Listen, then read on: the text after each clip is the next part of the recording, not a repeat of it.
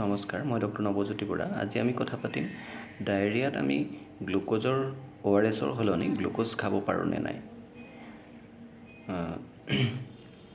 ডায়েৰিয়াত আমি ORSৰ সলনি কেৱল গ্লুক'জ সেৱন কৰিলে আমাৰ ডায়েৰিয়া বেছিহে হ'ব, কাৰণ গ্লুক'জৰ এবজৰ্পশ্যনৰ কাৰণে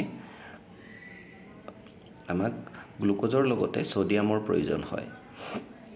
কিন্তু আমি যদি কেৱল গ্লুক'জ সেৱন কৰোঁ, তাৰ এবজৰ্পশ্যন নহ'ব আৰু ই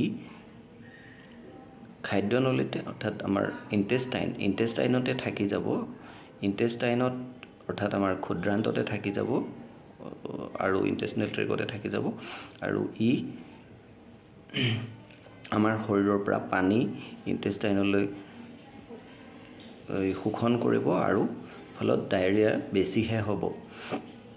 গতিকে ডায়েৰিয়াত অকল গ্লুক'জ সেৱন কৰিলে আমাৰ ডায়েৰিয়া বাঢ়ি যাব আৰু সেইকাৰণেই আমি যদি ডায়েৰিয়া হৈ থাকোঁতে কনচেনট্ৰেটেড গ্লুক'জ চলিউশ্যনছ যেনেকৈ কিছুমান আজিকালি ORSL বুলি কিছুমান লিকুইড ফৰ্মুলেশ্যনছ দেখা পাওঁ, যিবিলাকত বহুত বেছি চুগাৰ কনচেনট্ৰেশ্যন থাকে, সেইবিলাক খালে আপোনাৰ ডায়েৰিয়া কম হোৱাতকৈ ডায়েৰিয়া বেছিহে হ'ব।